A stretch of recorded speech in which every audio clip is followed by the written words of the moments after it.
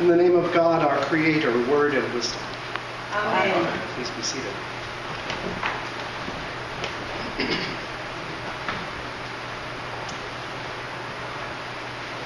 Today the Olympics are ending,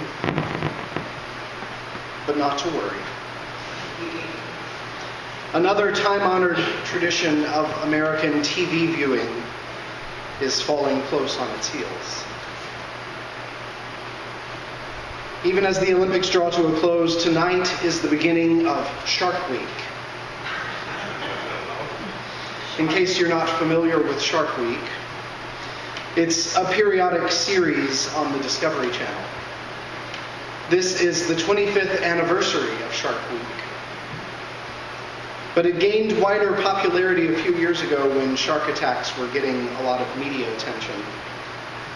And the beach-going public was buying into that media-fueled fear. During Shark Week, all of the regularly scheduled programming shifts in its focus to something shark-related on the Discovery Channel. And just about everything can be shark-related if you try hard enough.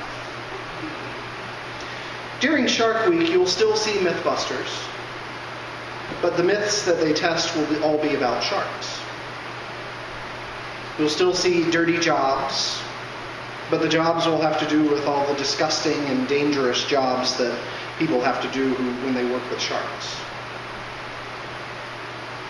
It's become an example of a kind of marketing genius. Perhaps it's the timing. Shark Week is usually in the summer, when people's minds invariably turn to the shore points. Perhaps it's just because nothing better is on during the summer reruns. But whatever the reason, Shark Week has been a huge hit for a long time now. The Discovery Channel, however, did not invent the concept of the series.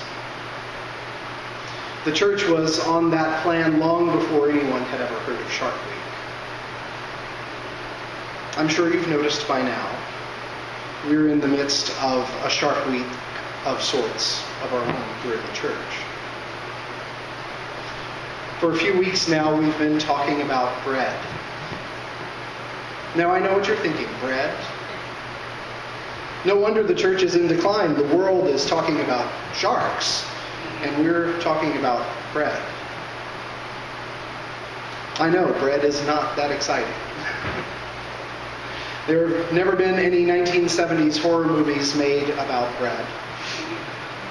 No one will ever tell their story of death-defying experiences with bread. Bread is just the simple stuff of human hands. It's the product of our labor and the source of our sustenance. It's just wheat and water. But it can be through this most simple and ancient of concoctions that we learn about Christ. 2 weeks ago, we heard the story of the feeding of the 5,000. Starting with only 5 loaves of bread, the multitudes had their fill. And then last week, the miracle became a metaphor. After giving them their daily bread, Jesus said, "I am the bread of life. Whoever comes to me will never be hungry."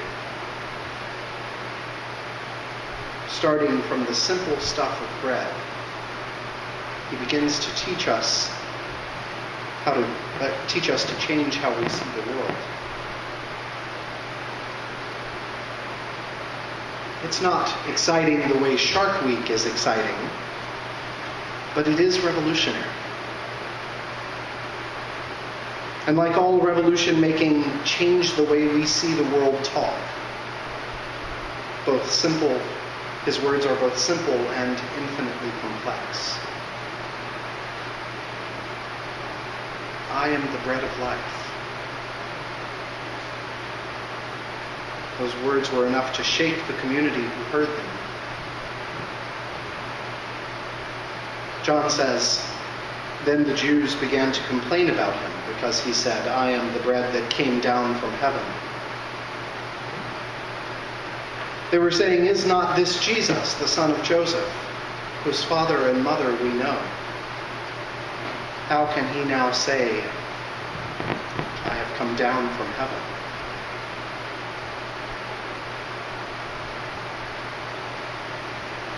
It's a story not entirely unlike our own.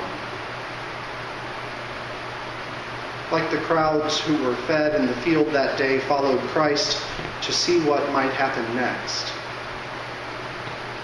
We too are drawn to Christ,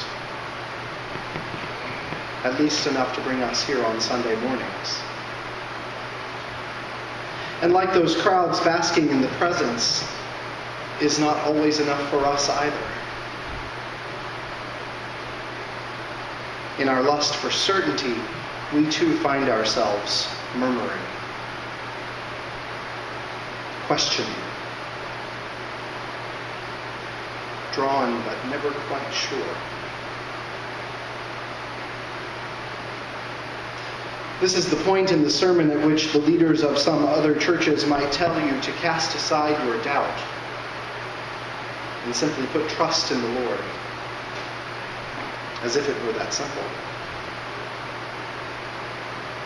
One potential action plan in the face of uncertainty is to just deny it. To look the other way until all we can see is the certainty. To treat faith as a tool meant to obfuscate the doubt that intrudes our everyday. But I would argue that that kind of faith isn't so much faith as it is filler. The faith to which we are called is something more. Like bread, it is simple and yet infinitely complex. Jesus tells us that he is the bread of life, the sustenance that fuels us to be the people of God. But in our hunger and in our doubt, too often we fill up instead on less satisfying sustenance. The bread of anxiety, the bread of weariness, the bread of control. They're only fillers. But in facing our own emptiness, we cling to them. We cling to them because they give us a sense of fullness, even if only for a little while. But sooner or later, their truth is always revealed. And with it, our emptiness reemerges, and all the heavier. Like the Jews in the gospel lesson today, we too are called to engage our doubt. The questions are all around us, and to know Christ, to really, honestly, respond to having been drawn to Christ, we must wade through those questions. We must face our emptiness to find the fullness of the love of God. This is one of the main job descriptions of the life of the Christian. To face the questions, even in the midst of the fear they inevitably inspire. That is the truest faith. Not turning some blind eye to questions, but immersing ourselves in the unknown. This is the work of discernment. To risk entering the unknown in the faith that God will reveal what is needed. As a community, this parish is about to begin a season of intentional discernment. As Christians, we are always called to be discerning the will of God in our lives, But as human beings, we sometimes answer that calling more intentionally at some times rather than others. And now is one of those times of intention in the life of St. Paul's.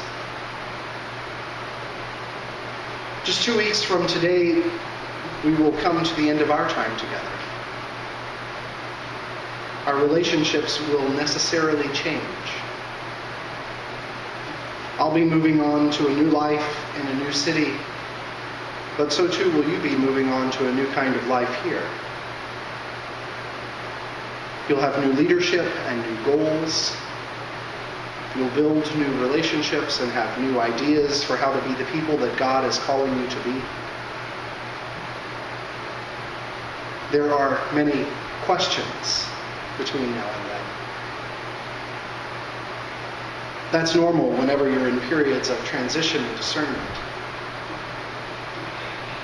I know as I look out across the next several months in my own life, I have almost no sense of who or where I will be by this time next year.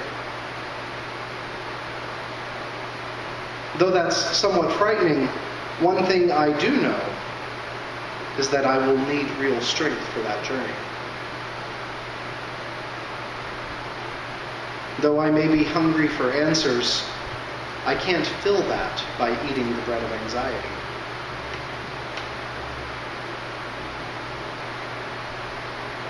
I am filled with questions. And though there is so much that I don't know, I can't try to fill that unknown with the bread of control. We have been promised the bread of life. That's the real sustenance for all of the changes and chances of this life. It may be harder to grasp than anxiety, or weariness, or control. And in times of uncertainty, we may be tempted to cling instead to those more tangible fillers. They're easy, but they're not enough. Real faith, real community, and real discernment are always harder. It will take a lot of work. But in moving forward, together you will find a deeper understanding of the bread of life. It will be embarrassingly simple and infinitely complex, just like bread. Amen.